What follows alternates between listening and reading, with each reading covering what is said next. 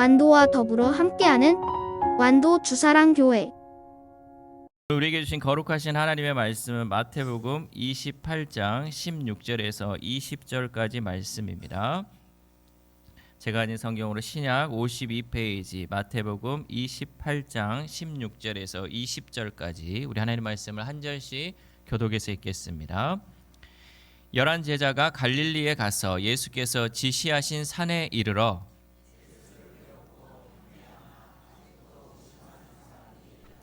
예수께서 나와 말씀하여 이르시되 하늘과 땅의 모든 권세를 내게 주셨으니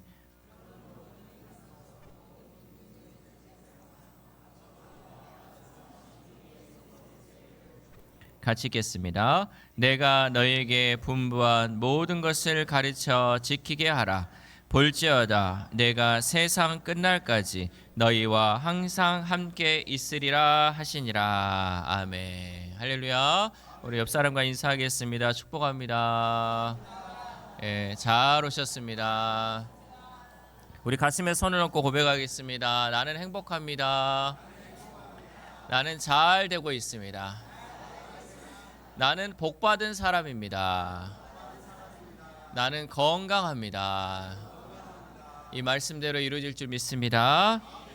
여러분 영화에 보면요, 이 반지의 제왕이라는 영화가 있어요. 이 반지의 제왕이 보면요, 호빗이라는 아주 작고 평범한 존재인 이 프로도에게 온 세상을 구할 거대한 임무가 주어지는 장면이 있어요. 아주 작은 이 종족이었지만 거기에다가 너가 세상을 구할 그 임무를 주어지는 장면이 나옵니다. 그는 두려워하고 주저하면서 이렇게 말하죠. 왜 접니까? 저렇게 강하지도 않고 지혜롭지도 않은 제가 왜 이 일을 감당해야 합니까? 라고 질문하죠. 그러나 거기에 나온 이제 간달프와 엘론드는 그를 믿고 온 세상의 운명이 걸린 여정으로 그를 초대하는 장면이 나옵니다. 마찬가지로 우리들도 이 땅을 살아가면서 때론 누군가의 초대와 부르심을 경험하며 살아가죠. 그런데 수많은 초대와 부르심 중에 어떤 것은 우리의 인생을 바꾸기도 합니다. 평범하게 살아가던 어떤 청년이요, 어느 날 한 통의 합격 통지서를 받고 새로운 길에 들어서기도 하고요. 또 한 사람의 위로의 말 때문에 다시 살아갈 용기를 얻게 되기도 합니다. 그런데 오늘 본문은요, 단순한 인간의 초대가 아닙니다. 우주를 다스리는 그 하나님께서 우리를 부르시는 장면이 오늘 본문에서 소개되고 있습니다. 부활하신 예수님께서 갈릴리 산에서 제자들에게 마지막 말씀을 주시죠.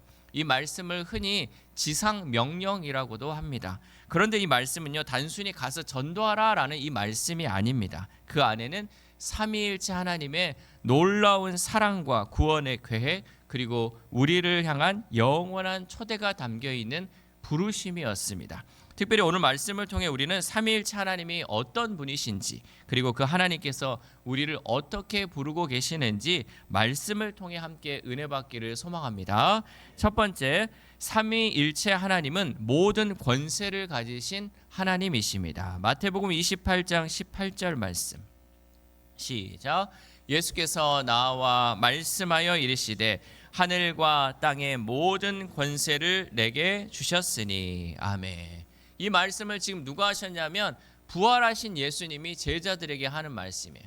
여러분, 예전에 예수님은요, 목수의 아들이었어요. 그저 갈릴리 이 나사렛에 사는 그냥 연약한 목수의 아들이었지만 지금 예수님은요, 부활하심을 통해서 하늘 권세를 가지고 계신 그 예수님이죠. 본문에서 이 모든 권세라는 단어는요, 헬라어 원어적 의미로 부분적인 권세와 제한적인 능력을 의미하지 않아요.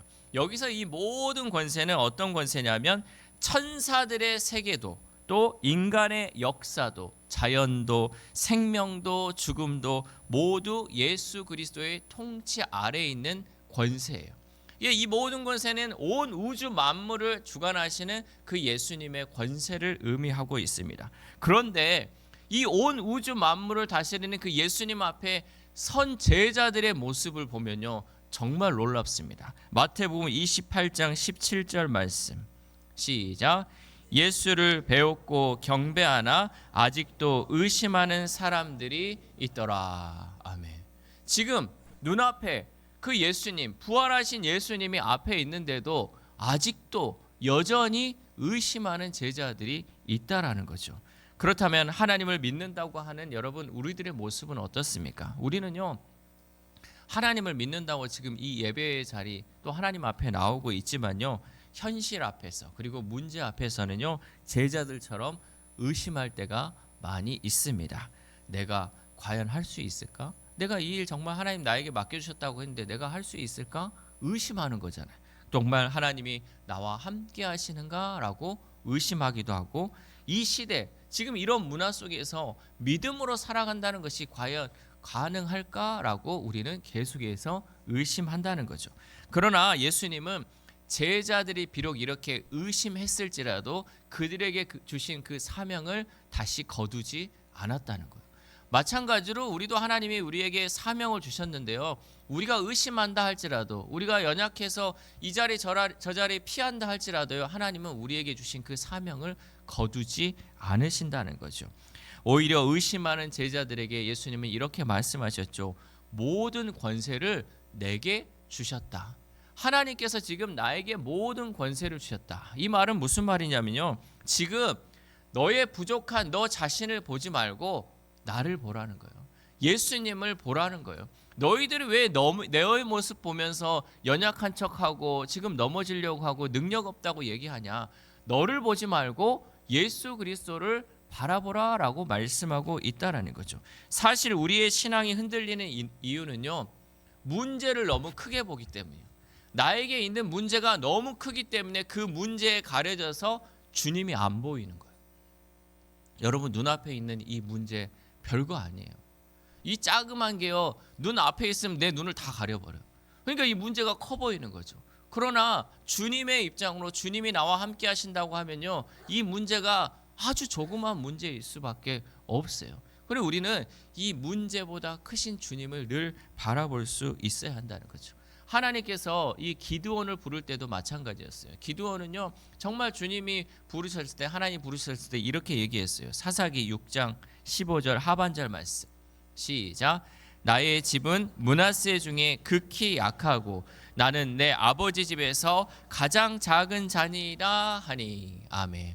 지금 이 기드온은요, 자기 입장을 봤어요. 내 집안요, 아주 작은 집안이고요, 족속도 아주 적은 족속이고 그 중에서도 가장 작은 데가 우리 집안입니다. 근데 내가 어떻게 하나님의 일을 감당할 수 있겠습니까? 무엇을 봤어요? 나를 봤어요. 나를 보니까 너무 연약하고요, 나는 할 수 있는 게 없어요 라고 얘기를 했어요. 그러나 하나님은 그런 기드온에게 이렇게 얘기했죠. 사사기 6장 16절 하반절 말씀. 시작.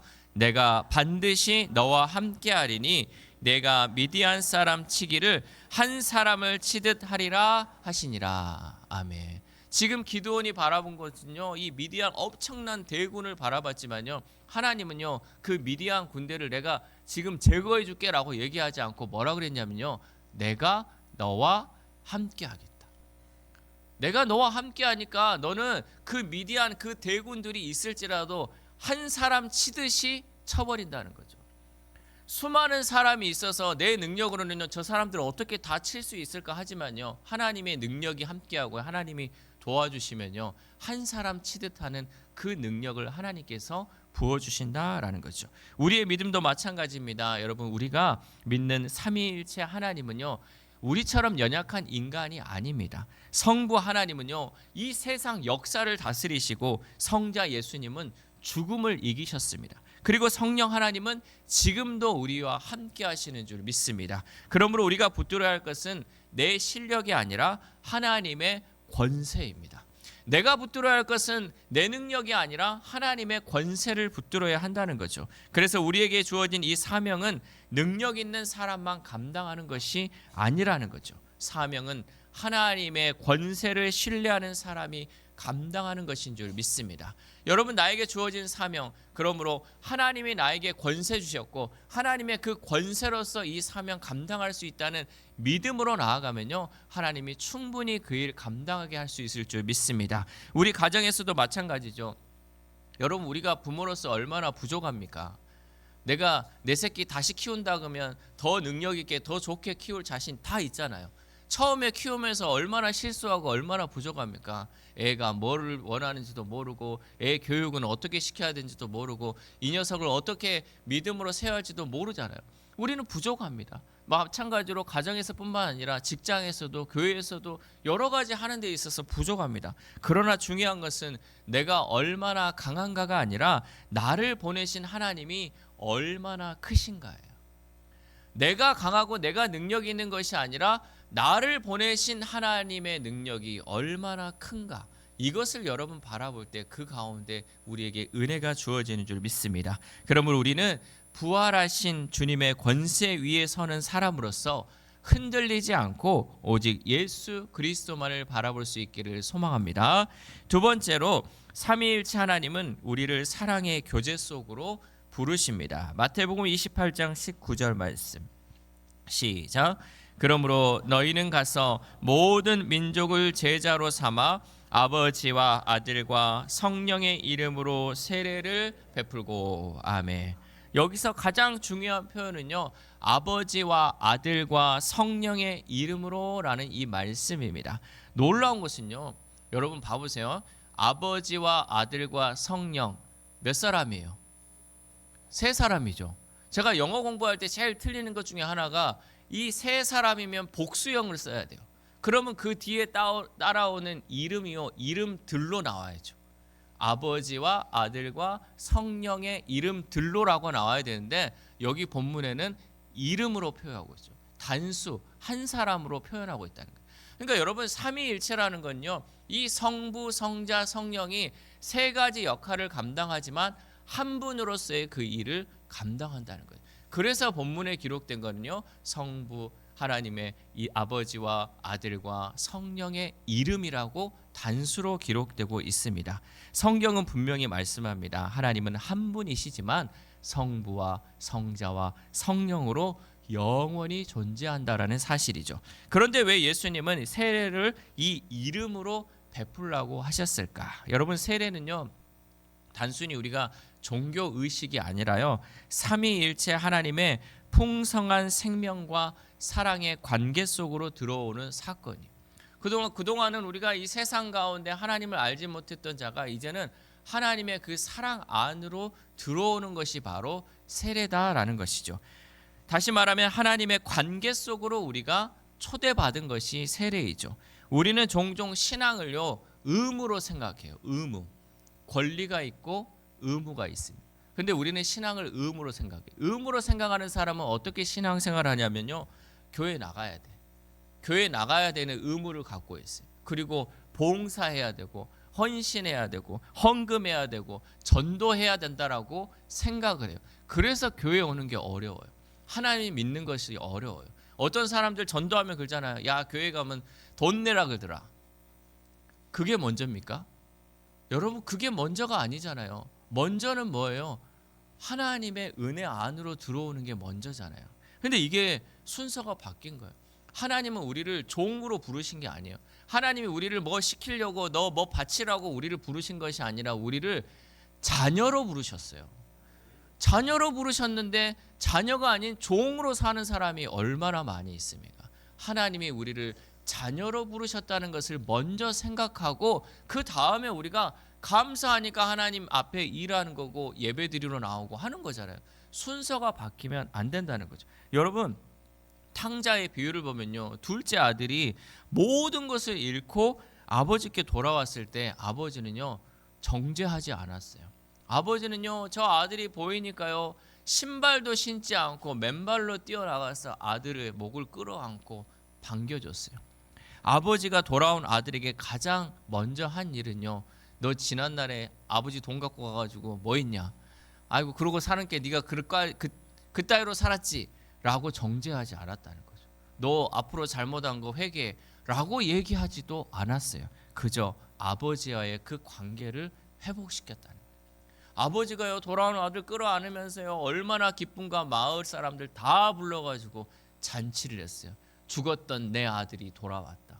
내 아버지, 내 아들이 다시 돌아왔다. 아버지하고 아들의 그 관계를 회복시키는 것이 가장 먼저였다는 거죠. 이것이 삼위일체 하나님의 마음입니다. 성부 하나님은 우리를 사랑으로 품으시고 성자 예수님은 십자가로 우리의 길을 여시고 성령 하나님은 지금도 우리 안에 거하시며 우리를 날마다 하나님과 동행하게 하시는 줄 믿습니다. 그래서 교회는요, 단순히 조직이 아니라 삼위일체 하나님의 사랑이 흐르는 가족이에요. 가족. 우리는 뭐다? 가족이네. 하나님의 사랑이 흐르는 가족. 오늘날 많은 사람들이 외로워하죠. 사람들은 많지만 진짜 관계는 부족합니다. 여러분, 어떤 사람들을 여러분 밖에 만나면서 가족처럼 대할 수 있는 사람이 어디 있습니까? 다 돌아서면 남이고요. 돌아서면 뒤통수 치는 사람이고요. 돌아서면 내 뒤를 찌를 사람밖에 없는 게 오늘날의 사람들의 관계잖아요. 인터넷이 발달돼 가지고 나의 이런 얘기들을 소통하며 살고 있지만 정작 우리가 마음 나눌 때도 없고 얼마나 외롭게 살아가겠습니까? 마음적으로 심적으로는 더 고립되어 살아가는 것이 오늘날의 시대 속입니다. 이런 시대 속에서 이 교회는요, 세상에 하나님의 사랑을 보여주어야 합니다. 교회가 하나님의 사랑을 보여주어야 한다는 거죠. 당신은 혼자가 아니고 이 공동체 안에 당신의 자리가 남아 있습니다. 이 안으로 들어오십시오라고 초대하는 것이 우리 교회가 되어야 한다는 거죠. 이것이 바로 전도의 의미이고 제자를 삼는다는 의미입니다. 여러분, 전도는요, 단순히 사람 수를 늘리는 것이 전도가 아니에요.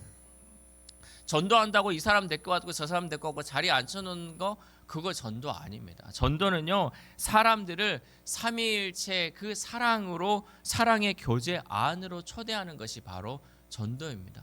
세상 가운데 얼마나 힘들었어, 얼마나 외로웠어, 얼마나 눈물 많이 흘렸니? 그러나 하나님의 사랑 안에 오면 이 모든 거 회복된단다. 주님의 사랑이 이 안에 있단다. 여러분, 그 사랑 안으로 초대하는 것이 바로 전도예요. 얼마나 많은 잃어버린 영혼들이 있습니까? 얼마나 많은 상처받은 영혼들이 있습니까? 갈 길 못 찾아 방황하는 영혼들이 얼마나 많이 있습니까? 그 사람들을 주님의 사랑 안으로 초대하는 것, 이것이 바로 전도이고 제자로 삼는 이유입니다. 특별히 우리 가정이 그런 공간이 되어야 하고 우리 교회가 그런 공동체가 되어야 합니다. 낯선 사람이 와도요, 따뜻하게 느끼고 상처 입은 사람도 쉬어갈 공간이 바로 우리 교회가 되어야 할 줄 믿습니다. 왜냐하면 삼위일체 하나님은 지금도 사람들을 그 사랑으로 초대하고 계시기 때문입니다. 그러므로 우리는 우리를 계속해서 사랑으로 부르시는 그 하나님의 음성에 응답하여 하나님과 진실한 관계를 맺고 살아갈 수 있기를 소망합니다. 마지막으로 세 번째, 삼위일체 하나님은 끝까지 우리와 함께 하십니다. 마태복음 28장 20절 하반절 말씀 시작. 볼지어다 내가 세상 끝날까지 너희와 항상 함께 있으리라 하시니라. 아멘. 이 말씀은 예수님의 마지막 말씀이죠. 마태복음은 처음부터 함께 하시는 하나님을 강조했습니다. 여러분, 예수님께서 태어나실 때 예수님을 뭐라고 불렀는지 아십니까? 예수님이 태어날 때, 이 땅에 태어날 때 뭐라고 그랬냐면요, 임마누엘이라고 했어요. 임마누엘. 하나님이 우리와 함께 하신다. 이게 임마누엘이었어요. 마태복음 1장에 보면요, 예수님 탄생에 대해서 임마누엘의 하나님, 우리와 함께 하신 하나님. 마태복음 끝장을 봤더니 뭐예요? 하나님이 언제나 우리와 함께 하신대.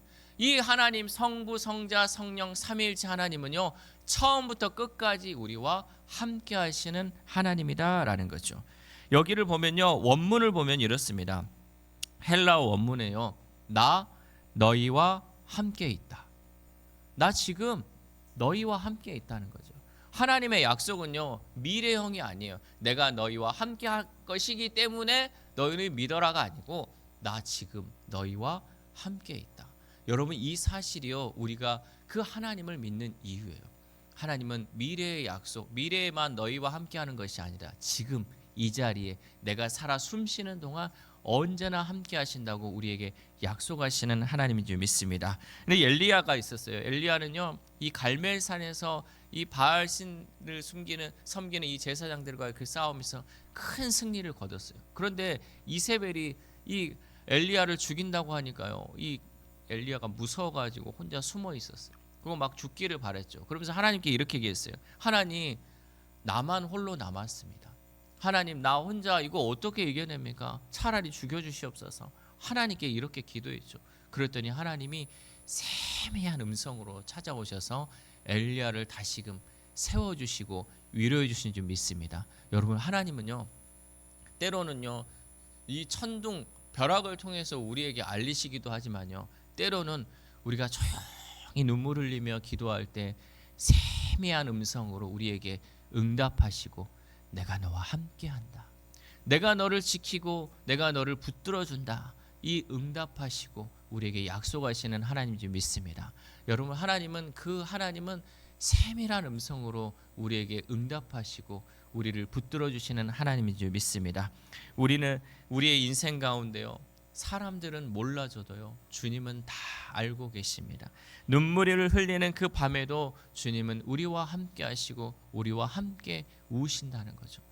우리가 정말 말할 수 없는 탄식 가운데 하나님께 부르짖을 때 성령께서 우리와 함께 간구하시며 하나님께 기도하시는 줄 믿습니다. 삼위일체 하나님은 멀리 계신 하나님이 아니라 언제나 우리와 함께 하시는 하나님이십니다. 성부 하나님은 우리 인생을 붙드시고 성자 예수님은 우리의 길이 되시며 성령 하나님은 오늘도 우리 안에서 역사하시는 줄 믿습니다. 그러므로 우리는 두려움 속에서도 걸어갈 수 있고 사명을 감당할 수 있습니다. 또한 어떤 어려움이 몰려온다 할지라도 포기하지 않을 수 있습니다. 왜냐하면 우리가 가는 길은 나 혼자 걷는 길이 아니고 세상 끝날까지 함께 하신다고 약속하신 삼위일체 하나님이 계시기 때문에 우리는 두려움 가운데서도 소망을 가지고 살아갈 수 있는 줄 믿습니다. 사랑하는 우리 사랑교회 성도 여러분, 오늘 본문은 단순한 선교 명령이 아닙니다. 오늘 본문은 삼위일체 하나님께서 우리를 부르시는 거룩한 초대장입니다. 성부 하나님은 모든 역사를 다스리는 권세의 하나님이시고 성자 예수님은 죽음을 이기시고 우리를 구원하신 하나님이시며 성령 하나님은 지금도 우리 가운데 역사하시며 함께 하시는 하나님인 줄 믿습니다. 그리고 그 하나님께서 지금도 우리를 부르시며 말씀하십니다. 두려워하지 말고 내 권세를 의지하라. 내 사랑으로 들어오라. 내가 끝날까지 너와 함께 하겠다라고 약속하십니다. 그러므로 오늘 이 시간 삼위일체 하나님의 사랑 앞에 우리는 다시 설 수 있기를 바랍니다. 그리고 우리의 삶이 또 다른 사람을 하나님께로 초대하는 살아있는 통로가 될 수 있기를 소망합니다. 그래야 우리의 가정이, 우리의 교회가, 우리의 삶이 삼위일체 하나님의 사랑을 보여주는 거룩한 초대장이 되는 저와 여러분 되시기를 주님의 이름으로 소망합니다. 기도하겠습니다. 하나님 감사합니다. 오늘 우리를 주님의 말씀 앞으로 불러주시고 삼위일체 하나님의 놀라운 사랑과 초대를 듣게 하시니 감사를 드립니다. 특별히 하늘과 땅의 모든 권세를 가지신 주님께서 여전히 연약하고 부족한 우리를 포기하지 않으시고 부르신다는 그 사실이 큰 은혜가 되도록 도와주옵소서. 그러나 하나님, 우리는 때때로 제자들처럼 믿는다고 하면서도 마음 한편에는 의심과 두려움을 가지고 살아갑니다. 현실 문제 앞에서 낙심하고 내 힘과 환경만 바라보다가 주님의 권세를 잊어버릴 때가 많이 있었습니다. 그러나 오늘 말씀처럼 우리의 능력이 아니라 우리를 보내시는 주님의 권세를 바라보게 하시고 부활하신 예수 그리스도를 의지함으로 흔들리는 우리의 마음이 다시 믿음 위에 설 수 있도록 인도하여 주옵소서. 성부 하나님, 우리를 사랑으로 품어주심에 감사를 드립니다. 성자 예수님, 십자가와 부활로 우리를 구원하여 주심에 감사를 드립니다. 성령 하나님, 오늘도 우리 안에 거하시며 위로하시고 인도하여 주심을 감사드립니다. 그러므로 이제부터라도 우리의 신앙이 단순한 종교 신앙생활이 아니라 삼위일체 하나님의 사랑의 교제 안에 거하는 삶이 되도록 성령님 역사하여 주옵소서. 이 모든 말씀 우리와 항상 함께 하시는 임마누엘 되신 예수 그리스도의 이름으로 기도드립니다. 아멘.